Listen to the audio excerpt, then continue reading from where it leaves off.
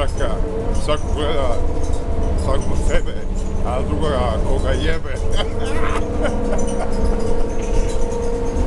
Ovdje svako gleda sebe, a brate, ko te tebe jebe? Svako gleda ovdje u autobusu sebe, a ko te, brate, mislim jebe? Svako gleda u autobusu svako sebe, a ko tebe, mislim, u autobusu za džaba jebe? Neće niko džaba da jebe, nikoga mora da plati da te jebu. Znači, tako. Znači, došlo je, znači mora da te jebu. Više u parovima kako ovi drže, to je koncentracioni logor ove sve.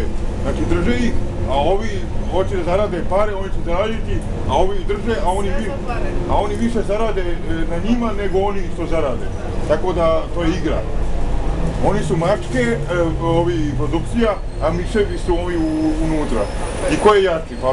Pa mačke. Tako da je to sve igra. Ali ne treba dozvoliti da te jebu. Treba ti najebeš njih. Ali na suvo, bez vazelina. Smo pravo. Ne, širi ljubav, brale, jedi krompir, ali ovaj tvrdi krompir, jer ovaj mekan, nije interesantan. Ovaj tvrdi krompir izaziva temperaturu, zajebeš nastavnicu u školi, kažeš imam temperaturu, a ti evo živ krompir. Jesam u pravu? Naravno. Kako ste vi ovako? Fenomenalno. Nešto sam, tražim neku sreću, ali teško. Teško kada sreću ovako vremenu. Mislim, u maternom svijetu. Gdje živimo? Znači, sve se vrti oko para. Sve se vrti oko keša, a ti budi sveža. Svežinski. Barem moj klip da ostane, ako ništa...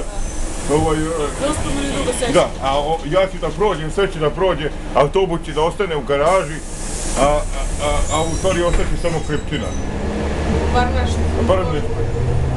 Barem neki ja krenu do pijace, šta ću?